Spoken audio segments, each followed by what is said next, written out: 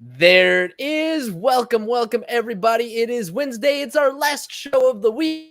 We're so excited. We're going to talk about laying a good foundation for your relationships. If my screen wants to work, here we go. There it is. All right, let's tune in. Let's have some fun. Here we go. Practicing Polyamory, real-life perspectives from the imperfect people of polyamory. The mission of the Practicing Polyamory podcast is to provide a platform for all of the real-life, flawed humans that practice polyamory so that we might all learn from one another and grow as a community. Enjoy the show. All right. Welcome, everybody, to this beautiful Wednesday. If you are joining us for the first time, welcome and thanks for tuning in. And if you've been here for a while, you already know that we are live on Facebook, YouTube, Twitter, and Twitch every Monday, Tuesday, and Wednesday. 3 opportunities every week for you to ask questions. So if you have any questions about your relationships, or if there's a topic you'd like to hear discussed on the show, slide into my DMs, let me know, leave a comment while we're recording live. Follow the show on all social media platforms at Practicing Polya. Let me know what it is that you want us to talk about. And as always, I want to remind you, if you're listening to this podcast, you are a welcome guest to be on this show. None of us are perfect, and we are here to share our imperfect stories, because the more stories we hear, the more others will see us in themselves, and the more representation we have, the more we can strengthen our community. So go to practicingpolyamory.com, sign up to share your imperfect story too.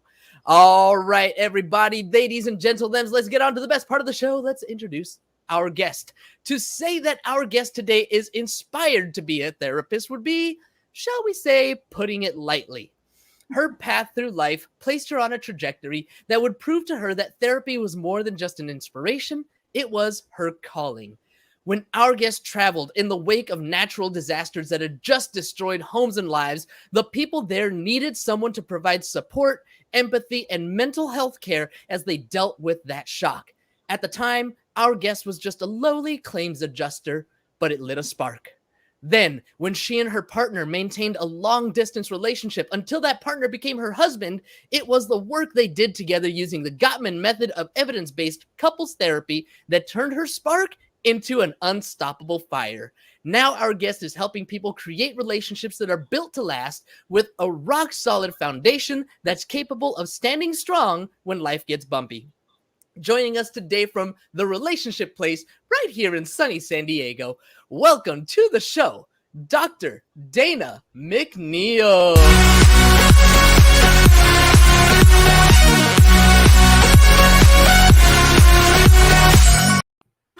Woo! Dr. Dana, thank you so much for hanging out with me today. Thank you for joining me.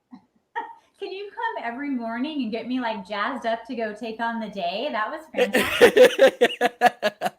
You know what? Later on, I'm going to send you a recording of that. You can put it as your alarm every day and get yourself riled up. Let's do it. Let's go. Thank you. That was a very nice coping skill. Thank you, James. I appreciate it. Well, thank you. I mean, you have quite the resume, quite the inspiration. I really just hit the 10,000 foot overview. So tell me a little bit about you. Tell me a little bit about how those different experiences affected you and how they inspired you, why they inspired you to become a therapist and help others. Well, like you said, back in the day, I used to do a completely different job in the corporate world. And part of my job was to go out and to see clients who had been involved in natural disasters. As my job as a claims adjuster, I would go and look at their property damage, right? And try to write an estimate and come to some kind of agreement so that they could get their property taken care of. And what I found is there's this universal truth about trauma, that when somebody has gone through something traumatic, they want somebody to witness that for them. And I couldn't seem to get my job done until I witnessed it for them. So they wanted to take me into the basement and show me where they had hid. And here's the closet. And I held the door tight. Wow. And it's like, yeah, I see all of this. And so there's sort of this defining moment that I always get to kind of illustrate when I decided I wanted to be a claims adjuster. And there was this lovely man. I've forgotten his name, unfortunately, but his house was devastated. It was just at knee height, and everything in it was just debris. And he and I dug through the debris for an hour because he had become Employee of the Year at Burger King or wherever it was that he worked at, and that was the most important his world. And it was more important than getting his house rebuilt. It was more important than what was going on, anything else. This was this symbol of what gave him purpose and meaning in life. And so we spent some time digging through that and we found that for him. And it was an experience that I was like, oh, I like this. I want to be there for people who are experiencing pain. I want to walk that journey with them. I want to be that space where they can be who they are and have somebody who says, okay, you do you. What does that look like? How can I be of support?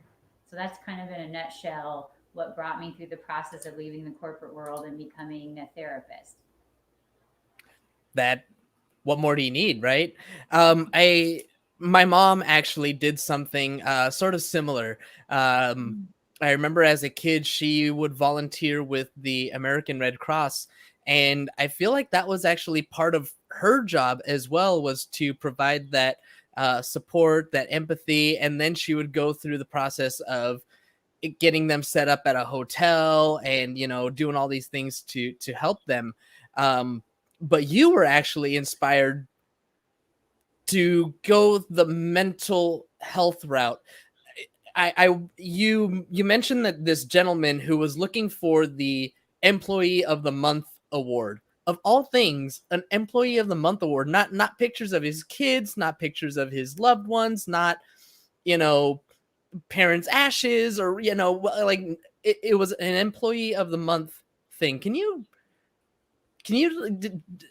doesn't that strike you as odd? Like, what's up with that?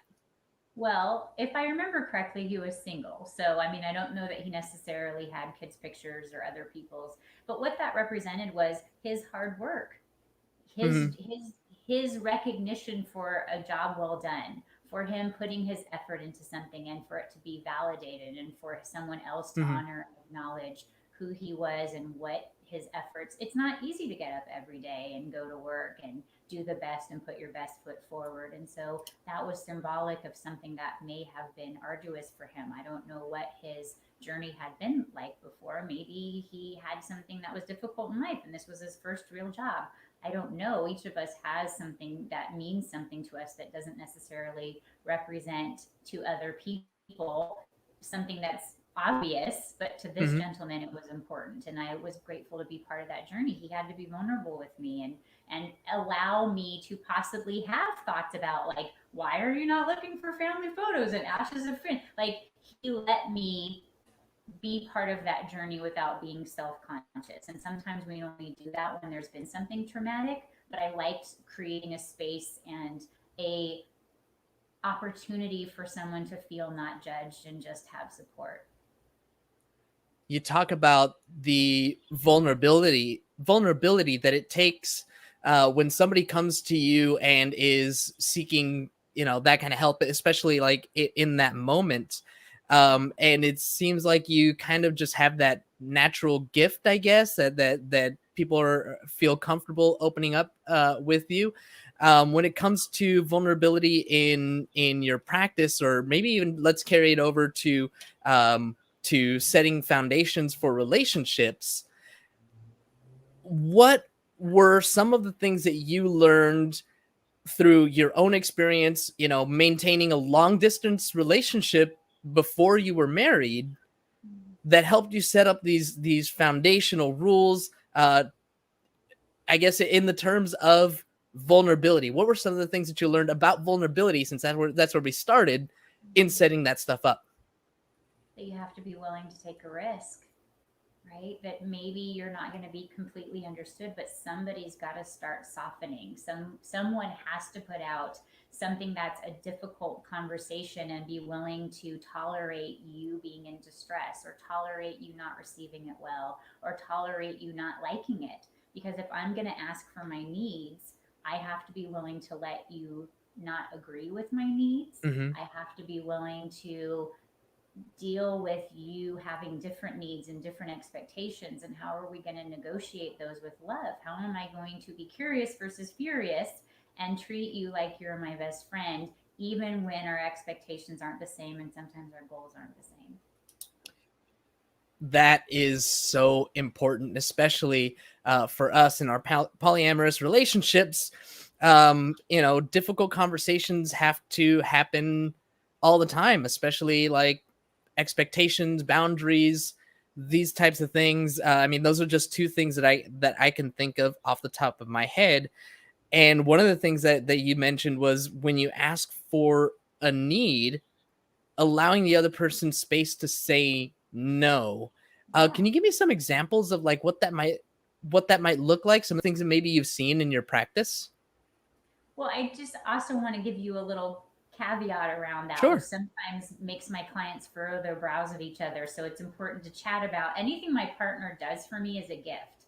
It's not Ooh. required by virtue of the fact that we're in a relationship together. If I ask my partner to take out the trash, they don't have to do that just because we live together, because maybe that is not important to them, but they know it's important to me. So they're willing to do something that is important to me as a gift. It is not required that I do anything in a relationship. And that can sometimes furrow brows of like, what do you mean? Of course you have to. We both live here. We both have to do chores together. I understand that. But if it's not as important to that person, they are doing possibly something that's uncomfortable or not important to them or doesn't have as much value as it has to you. They're showing you they're doing a bid for attention. They're showing you that they love you by doing this thing that's important to you.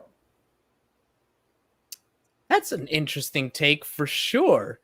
Um, because I mean, I'm thinking about it, and my brows are getting furrowed, right? I'm like, well, yeah, it's a partnership. I understand what you're saying. Anything that my partner does for me is a gift.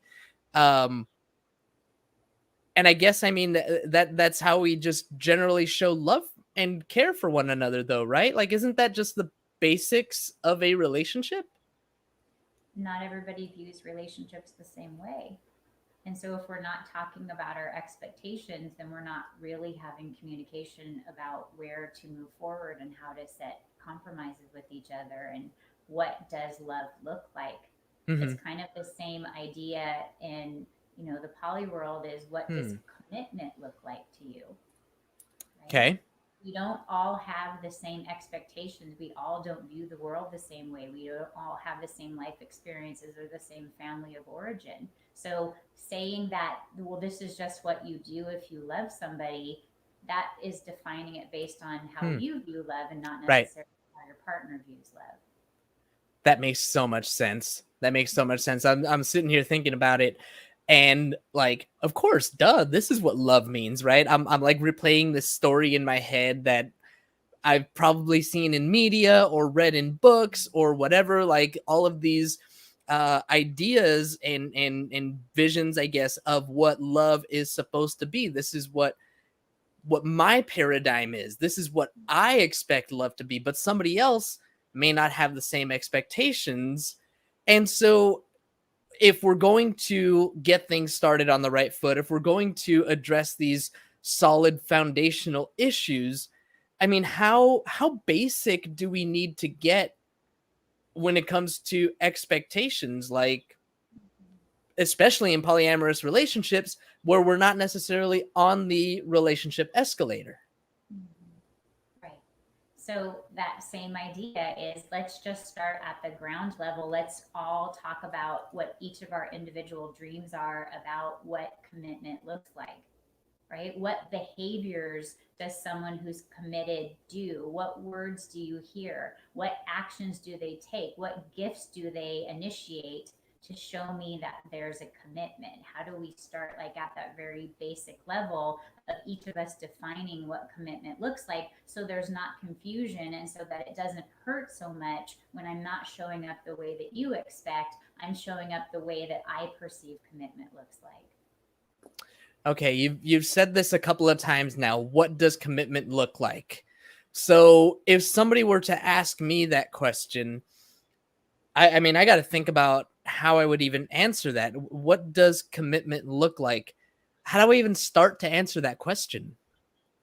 Well, one of the ways that you can start is, I practice something that's called the Gottman method. And for relationships, there's an exercise that we can do with partners where it's called dreams within conflict. Some of the reasons that relationships are in conflict is not because we don't love each other. It's not because we don't want this to be a good relationship. It's because we have different views. We don't view the world the same way. So tell me, what does it look like? What is your dream within this conflict? How would I act? What do you wish for? What would it look like? How would we move forward? How do you view yourself as, what are behaviors that represent committed connection, and what are things that you expect of me that look like committed connection back? Like, just have a basic conversation about what are you looking for moving forward. Are you looking for your partner to be a primary partner and we keep that as a hierarchical situation? Why is that important to you? Can I be curious versus furious about that? Because that might be in conflict with what you want, right? How are we going to navigate it when it feels uncomfortable for one of us to still show behaviors that represent commitment and understanding of what's important to your partners? That's another thing that you've mentioned more than once now. Behaviors that display commitment.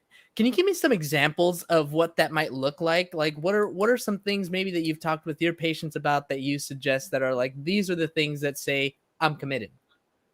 Well, for every couple, that's different, right? And so Mhm.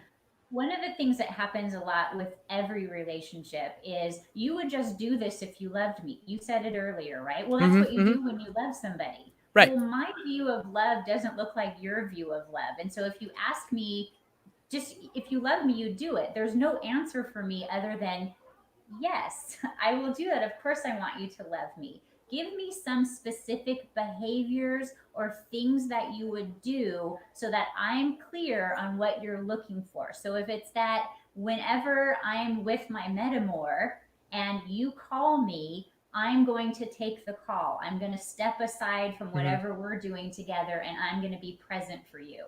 That's a behavior that I might be looking for that feels like I have a commitment from you and our relationship that we have together, right? What if the answer is no? What if I don't want to do that because when I'm with my metamor, that's our private time together. That's Mhm. our time to experience our relationship. If I do that for you, that is a gift. I am not required to do that. How are we going to negotiate that? Because I'm hearing from you that that is representational of what a commitment is. I don't know if I can do it. You have to be able to hear that I still love you. And it doesn't mean that I'm not committed to you if the answer is no. Does that make sense? It absolutely makes sense, and you bring up just a fantastic example where two people can be pretty dead set opposite views. So one person wants to have, say, a hierarchy, right? And if they call while their partner is with the metamor, that they expect that call to be answered.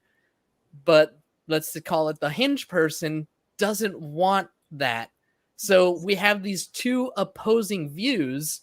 Mm. How do we start to resolve that conflict? How do we find a way to meet in the middle?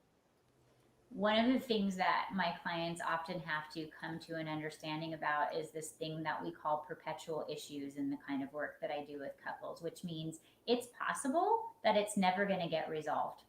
And that's, Ooh. there are always one or two things in every relationship that are probably not going to get resolved. They're going to be with Wait, us in every relationship, like even monogamous ones? every relationship. There's going to be one or two things that never get resolved in the course of your relationship. Not because you don't love each other, but you have very strong views, you have a value system, you have things that are representational to you that I cannot bend on this thing, right? And so, how do we move forward? The way that we move forward is we're probably going to have a set of temporary compromises for the rest of our relationship. What does that mean? That means we try something now. We find some kind of common ground of some area that I'm willing to give and that you're willing to give, and we resolve it temporarily, knowing we're going to try it. Then we're going to come back maybe in a month, 2 months, and we're going to say, hey, what worked? This part worked. This was fantastic. How about this other part? No, that didn't work at all. Okay, throw the part out that doesn't work at all. What's the new temporary compromise? And we keep creating temporary compromises for the rest of our life, because what we're trying to do is to stop having it be World War III every time we hit this point. Because what a lot of couples do is they don't work on it. They just shove it underneath the rug until it comes up again because it's so traumatic, or it's just this huge crisis every time it comes up. So let's diffuse it. Let's do some temporary compromises, accepting that it's probably never going to go away completely, but it doesn't have to create such discord in our relationship. Ideally, that sounds great. Theoretically, that sounds great. That sounds also really, really hard to put into practice. I mean, it feels like, as I'm thinking about it, trying to visualize that for myself, it's like, okay, well, we'll try this for a month, but then like by week 2, we get into this other blowout, and we're not figuring it out. Dude, I almost had you. Exactly. We almost had it. Nope. Options do you see, Sweet Pea? Because let's take it out of the love stuff. Let's just say you and I view money differently, and Okay. I'm a tightwad, and I want to wash out our lunch bags and like reuse sandwich bags because that'll be less thrifty. And you're like, Yep. I want to buy a whole new lunchbox every day. What do you mean money? Money comes and goes, right? Okay. Right. How are we going to resolve that? Is that going to change? Am I going to stop my view that we should be thrifty based on my family of origin, life experiences? Maybe I had a bankruptcy. Maybe I saw my grandparents go through something, right? And you've never had that experience. You don't have any background for that. You can be empathetic, but you've never experienced that. It doesn't mean something at your core like it does to me. Mm-hmm. How are we going to resolve this? Those are not going to go away. Those are the ways that we view the world. So if you're saying that we don't find a way to come up with some kind of temporary compromise that features both of us having some of our needs met and some of us not having our needs met, and keep negotiating, then my other option is to what? Not deal with it or fight about it all the time. That makes too much sense to ignore. It's basically, if we decide that we don't want to work on it, we are quitting on the relationship. Does it sound like I got it right? I don't think we're quitting on the relationship, but what we're saying is this discomfort that we feel every time it comes up, we just have to lump it. We just like it or lump it, versus, yeah, it's going to be uncomfortable, but the reason we're in relationships is because we want to let the other person have influence on us, that we're willing to tolerate something that is not in our value system, but I negotiate with you like somebody that loves you. So I'm going to try to learn what it's like to walk a mile in your shoes. And so when I make recommendations about how we negotiate, I'm taking your needs into consideration. I love it. Okay, so we have talked about expectations and discussing what commitment or what love might look like for us in our relationships. What are some other foundational things? What are some other things we need to address to set solid foundations for our relationships? I think a lot of our clients come to therapy to kind of understand and conceptualize for themselves the difference between boundaries, rules, and agreements. Because oftentimes when clients are calling wanting to come to therapy and they don't know much about this world, that they're saying, hey, we're coming in because we want to set up some boundaries with each other. And I think that there's a misunderstanding about what boundaries are, what are rules, and what are agreements, and how do those impact if we're a primary couple coming to therapy because we want to enter the world of being polyamorous, and we don't understand that those are not all the same things. They're not interchangeable concepts. Right. That there's some confusion, especially when they bring other partners in.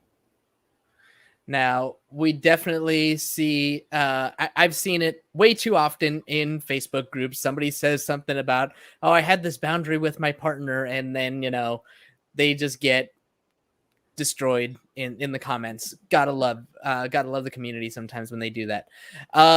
But for clarity's sake, and because we just can't hear it enough, how would you define those three. Maybe give us an example of how those three would be used, and let's see if I can challenge you and trick you. Sure, have me on the show to challenge and trick me. Love you too. That's the point. Okay. Yeah. We're just here to have some So fun. It's okay. the way that we would talk about it sort of in the therapeutic environment, so that might not be the reality of what's happened on social media, but the therapeutic environment is very often I will have a primary couple that comes in and they want to enter this world and they want to do it well, right? I mean, they're coming in with the best of intentions that they want to set this up as something that's successful. So Most people are good. there needs to be an understanding that rules is typically done from a fear-based place because we want to feel like we have some control over what's happening to us, but there's not always an understanding that the partners that you're bringing in may not want to have rules imposed upon them because that feels punitive. And there's usually, when there's a rule, when something's broken, then that means that there's going to be some negative consequence to me, and we never want negative consequences. So first of all, we have to help our clients understand that agreements is probably more of what your aim should be, because then that's including everybody that's involved in your world, and that everyone has a say, everyone has some kind of consideration that needs to be made because you're asking everyone to participate in this agreement. Again, this is a gift that they're participating in this agreement versus a healthy boundary, which is my personal boundary, right? And so this can sometimes get confusing for clients. And so one of the ways that maybe we can articulate it is, maybe one of my boundaries is that while you're off in your new relationship energy and I'm having compersion for you about that and I'm excited and I love that for you, my personal boundary is if you start slacking off on the chores around the house, or you're not showing up to get the kids from school, and I feel like your relationship is impinging on what happens in my day to day, I'm going to have to set down a healthy boundary that, like, you can't slack off on your chores just because everything feels great in this other world that you're experiencing right now. Does that make sense?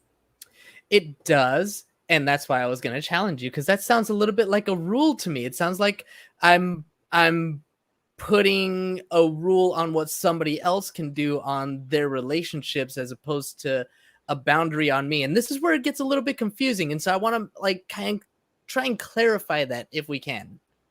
So if we have children together, we have at one point made an agreement with each other, between the two of us, that we're going to be good parents, or I hope that those are part of the conversations that are happening. And so presumably, when you're saying to me by your behaviors, hey, this other thing that came after in time is more important and is taking more of my energy, what you're doing is basically saying, well, there's nobody else that's going to take care of this kid or these house chores, so that's just going to fall on you and you have to be okay with it. I don't have to be okay with it. We had an agreement at some point, and my healthy boundary is I'm not going to do more of the child raising or more of the household chores because you've decided that you want to do something with another person in your world. And so I'm going to give you pushback on that, because I do love you. I care about you. I think this is fantastic that you're doing this thing and that you found this love. And we're gonna have to figure out how we're gonna make it work for everybody involved, because my healthy boundary is I'm not gonna suddenly do all of the chores or doing all the pickups after school. I love that you used the word "and" there, and I heard your emphasis on the word, because I know if there's a but, it's like you're counting one for the other. But you said "and." So we can have it all. We have to work together to have all of those things. But you know, especially in NRE situations, not always easy. Dang, I really want to address that, but we're running out of time. Really quickly, if you can. In that specific situation, or in any situation where our boundaries are being crossed by our partner, but we don't want to give up the relationship. We want to have that conversation. How do we what are your tips for getting that conversation started and being understanding with our partners in those situations? I can simultaneously have empathy for my partner and ask for my positive needs, right? So it might sound something like, I'm feeling frustrated, I'm feeling hurt, I'm feeling misunderstood, whatever the feeling is. And I want to talk about the behavior that I'm seeing. When I see that you are unable to pick up our kid from school and I'm getting a call from school that I need to go pick them up at the bus stop when it's your day, right? So I didn't attack the person. I didn't say you're a bad person, you're of bad character. I said, I have a feeling. It's based on this behavior, right? Okay, what am I asking you to consider doing? What is the gift that I'm requesting of you? It would mean a lot to me if it's your day to pick up the kid from school and you can't make it or something's coming up. Could you please give me a call and see if I'm able to do it? That would make me feel like you respected my time and that you understand that I also have things going on in my world that are important to me. Is that something you'd be willing to do?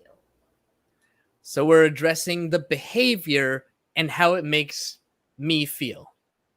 Right, because then you're going to be less defensive about it. I didn't say, don't you even care about your kids? Just leave them at the bus stop. That doesn't ever go well. We get defensive, right? I'm talking about a behavior that I saw and how it's impacting me, and I know that you love me, and this is why it would be important to me if you could help me come up with some kind of compromise and give me that gift. Fantastic. Dr. Dana, it has been so much fun getting to chat with you and to learn from you. If somebody wants to work with you, how can people get in touch with you? And what will they see when they go to whatever website or Instagram or whatever it is that you're going to tell us to find you? If you want to work with my group practice, our website for my group practice is www.sd, short for San Diego, relationshipplace.com. I have 2 locations in San Diego and Encinitas. I have 10 clinicians. We're all trained to work with poly clients in the Gottman method as well. I also have a personal website. So if you're out of San Diego and you want to come have an intensive or come travel for a weekend and hang out with me, you can also go to my personal website, which is www.danamcneil.com. All righty. And also don't forget to follow Dr. Dana on Instagram at Dr. Dana McNeil. Dr. Dana, one more time, thank you so much for spending some time with me today. I really appreciate it. Feel like I learned a lot. Thanks again. It was lovely to be here. Thank you for your enthusiastic spirit. It was delightful. Thank you so much. And thank you, as always, to our live audience for tuning in today. As a reminder, when we're live, you get no commercial interruptions, but the same can't be said for those podcast downloads. So if you want to avoid the commercial interruptions, be sure to catch us live Monday through Wednesday, 2:30 Pacific time on Facebook, YouTube, Twitter, or Twitch, or sign up for Patreon where you'll get access to our commercial-free RSS feed and support the show. Don't forget to subscribe on YouTube, wherever it is that you download your podcast. And if you haven't already, please leave us a review. We'll really appreciate it. Thank you all again. Thank you, Dana, for hanging out. And until next week. Have a nice day! Thank you for tuning in to the Practicing Polyamory podcast. Would you or someone in your polycule like to be a guest? Sign up at practicingpolyamory.com and join the conversation. Please support us by subscribing, liking, and following us on social media at Practicing Polya by clicking any of the affiliate links on our website or by subscribing at patreon.com/practicingpolya.